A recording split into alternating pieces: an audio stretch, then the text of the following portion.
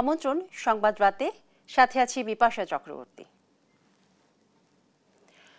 জুলাই সনদকে সংবিধানের ঊর্ধ্বে রাখার প্রস্তাবে আপত্তি জানিয়েছে বিএনপি।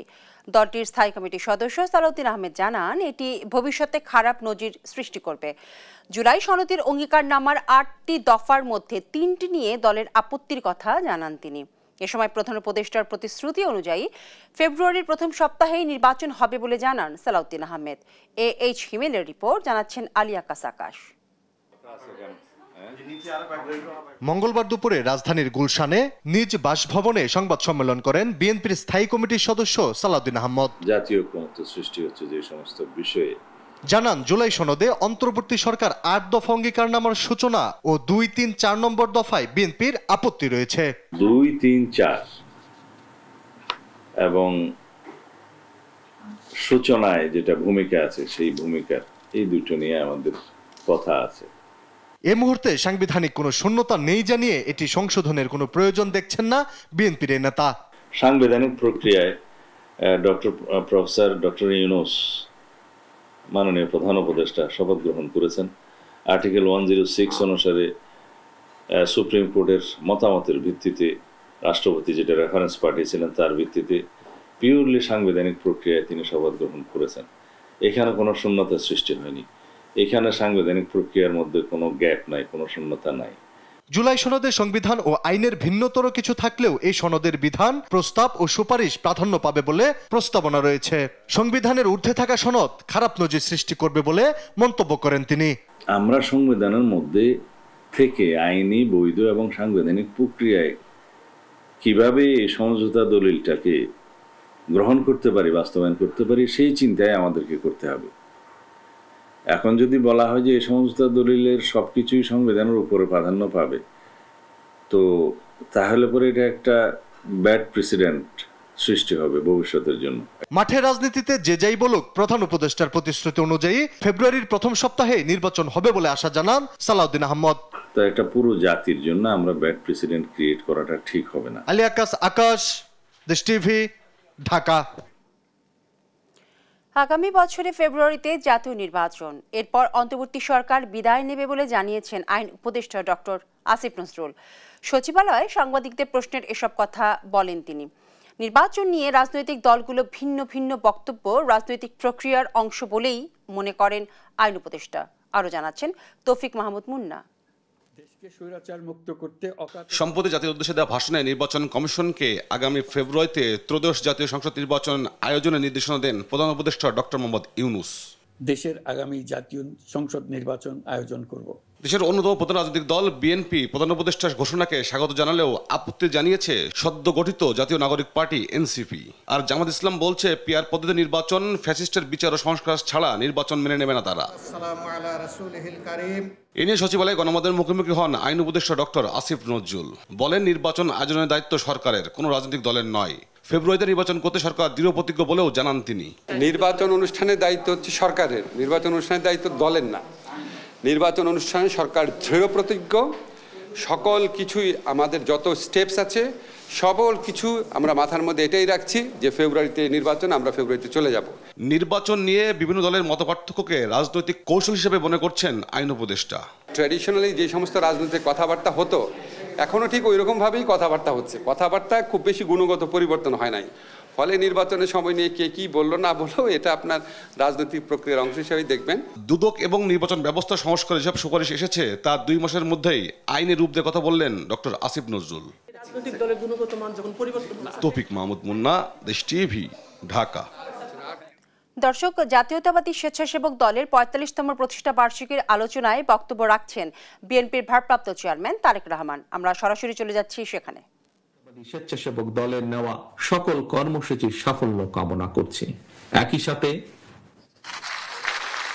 সাথে গণতন্ত্র প্রতিষ্ঠার আন্দোলনে স্বেচ্ছাসেবক দলের সহ জাতীয়তাবাদী শক্তির যত নেতাকর্মী শহীদ হয়েছেন, যত নেতাকর্মী বিভিন্নভাবে ক্ষতিগ্রস্ত হয়েছেন, একই সাথে সকল বিরোধী রাজনৈতিক দল যারা স্বৈরাচার বিরোধী আন্দোলনে রাজপথে ছিলেন, তাদের যে সকল সদস্য শহীদ হয়েছেন, ক্ষতিগ্রস্ত হয়েছেন, তাদের সকলের শহীদদের আত্মার মাগফিরাত কামনা করে, যারা অসুস্থ হয়েছেন তাদের দ্রুত সুস্থতা কামনা করে, সারা দেশে স্বেচ্ছাসেবক দলের সর্বস্তরের নেতাকর্মীদেরকে ধন্যবাদ জানিয়ে এবং একই সাথে আজকের এই সুন্দর অনুষ্ঠানটি সফল করার জন্য যে সকল ব্যক্তি কাজ করেছেন, যে সকল ব্যক্তি অবদান রেখেছেন, তাদের সকলকে আন্তরিকভাবে ধন্যবাদ জানিয়ে আমার বক্তব্য শেষ করছি।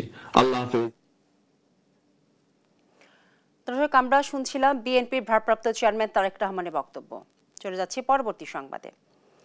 ত্রয়োদশ জাতীয় নির্বাচনকে আন্তর্জাতিক মানের করতে ইসিকে 4 মিলিয়ন ইউরো সহায়তার প্যাকেজ দেওয়ার ঘোষণা দিয়েছে ইউরোপীয় ইউনিয়ন।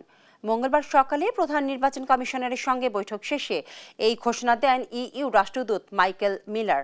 এর আগে প্রায় 1.5 ঘন্টা বৈঠক করেন তারা। মিলার আরও জানান, আগামী মাসে বাংলাদেশে একটি বিশেষজ্ঞ দল আসবে, তারা সম্ভাব্যতা যাচাই করবে নির্বাচনে ইইউ পর্যবেক্ষক পাঠাবে কিনা। এ সময় গণতন্ত্রের উত্তরণে বাংলাদেশকে ইইউ সমর্থন জানিয়ে তিনি বলেন, আগামী নির্বাচন গ্রহণযোগ্য এবং আন্তর্জাতিক মানদণ্ডে হবে। Specifically, I came today to announce to the Bangladesh Election Commission that the European Union will provide a support package in excess of 4 million euros to help Bangladesh run elections in line with international standards. নির্বাচনে level playing field নিয়ে কোনো আশঙ্কা নেই, অভিযোগ পেলে সঙ্গে সঙ্গে ব্যবস্থা নেওয়া হবে বলে জানিয়েছেন ডাকসু নির্বাচনের চিফ রিটার্নিং অফিসার অধ্যাপক ডক্টর জসিমউদ্দিন। মঙ্গলবার মনোনয়নপত্র সংগ্রহের সমাপনী দিনে সংবাদ সম্মেলনে তিনি বলেন, শিক্ষার্থীদের সুযোগ করে দিতেই মনোনয়ন সংগ্রহের সময় একদিন বাড়ানো হয়। উৎসব মুখর পরিবেশে মনোনয়নপত্র সংগ্রহ করেছেন 658 জন শিক্ষার্থী। জমা দেওয়ার সংখ্যাও ছিল উল্লেখযোগ্য। ছাত্রদল ছাড়া প্রায় সব সংগঠন এবং জোট প্যানেল ঘোষণা করেছে। আরও জানাচ্ছেন আলিমুজ্জামান সাফওয়ান। দিন যত গড়াচ্ছে ততই উত্তাপ ছড়াচ্ছে ঢাকা বিশ্ববিদ্যালয়ের কেন্দ্রীয় ছাত্র সংসদ ডাকসু নির্বাচন। মনোনয়নপত্র সংগ্রহ ও জমার তারিখ একদিন করে বাড়ানোর ঘোষণা আসে সোমবার। মঙ্গলবার সকাল থেকেই তাই ডাকসু নির্বাচনী কার্যালয়ে শিক্ষার্থীদের ভিড়। মঙ্গলবার মধুর ক্যান্টিনে বামপন্থী ছাত্র সংগঠনগুলোর জোটের প্যানেলের নাম ঘোষণা করে প্রতিরোধ পর্ষদ। মনোনয়নপত্র জমা দিয়ে ঢাবি শিবির সভাপতি এস.এম. ফরহাদ ঘোষণা দেন, তাদের প্যানেলের নাম ঐক্যবদ্ধ শিক্ষার্থী জোট। একদিন সময় বাড়ানোকে পক্ষপাতপুষ্ট আচরণ হিসেবে দেখছেন শিবির নেতা সাদিক কায়েম। আজকে যে একদিন বৃদ্ধি করা হয়েছে, এখানে আমরা যারা স্টেক হোল্ডার আছে আমাদের সাথে আলাপ করা হয়নি এবং এর বাইরেও আমরা অনেকগুলো বিষয় আমাদের কাছে আসছে। বিশ্ববিদ্যালয় প্রশাসন, বিভিন্ন হলের যারা প্রভোস্টরা আছেন এবং বিশ্ববিদ্যালয়ের মূল প্রশাসনে যে যারা দায়িত্বশীল পর্যায়ে আছেন, তারা একটা দলকে রিপ্রেজেন্ট করে। তো আমরা সেই দলের নাম বলতে চাই না। আমরা আশা করব আমাদের শিক্ষকরা আমরা শিক্ষক হিসাবে দেখতে চাই, কিন্তু শিক্ষক যদি তার দলীয় আদর্শকে এখানে প্যাট্রোনাইজ করতে চান তাহলে তারা ছাত্রদের বিপক্ষে অবস্থান নেবে। প্যানেল চূড়ান্ত না হলেও সর্বোচ্চ নেতৃত্বের নির্দেশেই ছাত্রদল নেতাকর্মীরা মনোনয়নপত্র নিচ্ছেন বলে জানান দলটির নেতারা। এদিকে বিএনপি ভারপ্রাপ্ত চেয়ারম্যান তারেক রহমান যেহেতু ডাকসু ছাত্রদলের প্যানেল চূড়ান্ত করেনি, তাই বিশ্ববিদ্যালয় প্রশাসন সময় বাড়িয়েছে, এমন অভিযোগ ছাত্র অধিকার পরিষদের সভাপতি বিনিয়ামিন মোল্লার। বিশ্ববিদ্যালয় প্রশাসন সহ সকলের উদ্দেশ্যে একটাই মেসেজ যে আপনাদেরকে নিরপেক্ষ থেকে সকলের সমান অধিকার বজায় রেখে বৈষম্যহীনভাবে এই ডাকসু নির্বাচনের আয়োজনটা করতে হবে। অন্যথায় ঢাকা বিশ্ববিদ্যালয়ের অধিকারকামী শিক্ষার্থীরা আমরা কিন্তু এটা কোনোভাবে মেনে নেব না। তবে ছাত্রদল কিংবা অন্য কাউকে সুবিধা দিতে নয়, সবার কথা ভেবেই মনোনয়নপত্র তোলা ও জমাদানের সময় বাড়ানো হয়েছে বলে জানিয়েছেন চিফ রিটার্নিং কর্মকর্তা। আমাদের এখানে কোনো দলীয় কোনো পরিচয় নাই ডাকসুতে। আমি বারবার বলছি, গঠনতন্ত্র অনুযায়ী এখানে কোনো দল এবং মার্কার পরিচয় হয় না। এখানে যারা আসে শুধু গঠনতন্ত্র অনুযায়ী বৈধ ছাত্ররা আসে, তারা মনোনয়ন ফর্ম কিনে এবং জমা দেয়। সেখানে আপনি এখানে কোনো দলটা আমরা বলতে পারবো না। মঙ্গলবার শেষ দিন পর্যন্ত মনোনয়নপত্র সংগ্রহ করেছেন মোট 658 জন শিক্ষার্থী। বর্ধিত সময় অনুযায়ী জমা দেওয়া যাবে বুধবার 4টা পর্যন্ত। আলিমুজ্জামান সাফওয়ান, দেশ TV, Dhaka. Milestone school and কলেজে বিমান দুর্ঘটনায় নিহত শিক্ষক মাহরিন চৌধুরী, মাসুকা বেগম এবং মাহফুজা খানম মানবতা এবং সাহসিকতার অনন্য দৃষ্টান্ত হিসেবে এ জাতির কাছে চিরস্মরণীয় হয়ে থাকবে বলে মন্তব্য করেছেন প্রধান উপদেষ্টা ডক্টর মোহাম্মদ ইউনূস। মঙ্গলবার বিকেলে প্রধান উপদেষ্টা সরকারি বাসভবন যমুনায় মাইলস্টোন স্কুল অ্যান্ড কলেজের বিমান দুর্ঘটনায় নিহত 3 শিক্ষক পরিবারের সদস্যদের সঙ্গে সাক্ষাতের সময় তিনি এই মন্তব্য করেন। এ সময় উপস্থিত ছিলেন নিহতের পরিবারের সদস্যবৃন্দ। এ সময় প্রধান উপদেষ্টা বলেন, যারা অন্যের জীবন বাঁচাতে আগুনে ঝাঁপ দেয় এমন নাগরিক দেশে আছে বলে গর্ববোধ হয়। এ সময় 3 শিক্ষক পরিবারের কাছে তাদের স্মৃতি কথা শোনেন প্রধান উপদেষ্টা।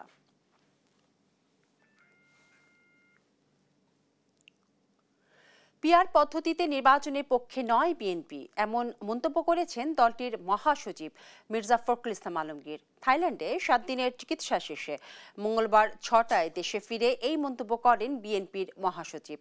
তিনি বলেন, রাজনৈতিক এবং অর্থনৈতিক মুক্তির জন্য জাতীয় নির্বাচনে কোনো বিকল্প নেই। এ সময় দেশের মানুষ নির্বাচন চায় জানিয়ে তিনি আরও বলেন, সংকট নিরসনে একমাত্র পথ দ্রুত নির্বাচন আর সবার অংশগ্রহণে ঢাকা বিশ্ববিদ্যালয় কেন্দ্রীয় ছাত্র সংসদ ডাকসু নির্বাচন সুষ্ঠু এবং সুন্দরভাবে সম্পন্ন হোক, এমন প্রত্যাশাও ব্যক্ত করেছেন তিনি। বাংলাদেশের মানুষ এখন নির্বাচন চায় এবং নির্বাচনই এখন একমাত্র উপায় যে বাংলাদেশকে যে সংকট আছে রাজনৈতিক এবং অর্থনৈতিক, সেই সংকট থেকে উদ্ধার করার একমাত্র পথ হচ্ছে নির্বাচন। পিআর পদ্ধতিতে জনগণের যে অধিকার সেটা পুরোপুরিভাবে আপনার প্রয়োগ করা হবে না এবং সে জানেও বুঝবেও না যে সে কাকে আপনার ভোট দিচ্ছে না দিচ্ছে। এটা তো বাংলাদেশের মানুষের ইউজ না, এটা গ্রহণযোগ্য না। 21 আগস্ট গ্রেনেড হামলা মামলায় বিএনপির ভারপ্রাপ্ত চেয়ারম্যান তারেক রহমান সহ সব আসামির খালাসের রায়ের বিরুদ্ধে রাষ্ট্রপক্ষের করা আপিলের 3য় দিনের শুনানি শেষ হয়েছে। আগামীকাল আবারও মামলা শুনবেন আপিল বিভাগ। মঙ্গলবার সকালে প্রধান বিচারপতি ডক্টর সৈয়দ রেফাত আহমেদের নেতৃত্বাধীন আপিল বিভাগের 6 বিচারপতি বেঞ্চে এই শুনানি হয়। শুনানিতে এক ঘটনায় 2 মামলার যৌক্তিকতা নিয়ে প্রশ্ন তোলেন আসামি পক্ষের আইনজীবী। বলেন, আইভি রহমান সহ 24 জনের হত্যার বিচার নয়, সরকারের মূল টার্গেট ছিল তারেক রহমানকে ফাঁসানো। আসামি জবানবন্দি নেওয়ার প্রক্রিয়া নিয়েও বিস্ময় প্রকাশ করেন আপিল বিভাগ। এই মামলাগুলোতে বিচার করার আগে যাদের স্বীকারোক্তিমূলক জবানবন্দি নেওয়া হয়েছে তারা কেউ কেউ 410 দিন পর্যন্ত টাস্কফোর্স ইন্টেলিজেন্স বা টিএফআই সেলে বন্দী ছিলেন। তাদের স্বীকারোক্তিমূলক জবানবন্দি নেওয়া হয়েছে 12 জনের। এর মধ্যে মুফতি হান্নানের স্বীকারোক্তিমূলক জবানবন্দি নিয়েছে দ্বিতীয়বার। তিনিও টিএফআই সেলে সবকিছু মিলে 410 দিন বন্দী ছিলেন। সুতরাং তার করা স্বীকারোক্তিমূলক জবানবন্দির আইনগত কোনো মূল্য থাকতে পারে না। তার একই সাথে তিনি যখন দ্বিতীয় স্বীকারোক্তিমূলক জবানবন্দি করেছেন তখন মূলত তিনি কন্ডেম সেলে ফাঁসির আসামি হিসেবে বন্দী ছিলেন। সুতরাং তারও আর এই কোনো মূল্য থাকতে পারে না। সিলেটের কোম্পানিগঞ্জ উপজেলার উমাছড়া আদর্শ গ্রাম এলাকা থেকে 3 লাখ ঘনফুট পাথর জব্দ করেছে বিজিবি। নির্বাহী ম্যাজিস্ট্রেট এবং বিজিবির ঊর্ধ্বতন কর্মকর্তাদের উপস্থিতিতে মঙ্গলবার দুপুরে অভিযান চালিয়ে এসব পাথর জব্দ করা হয়।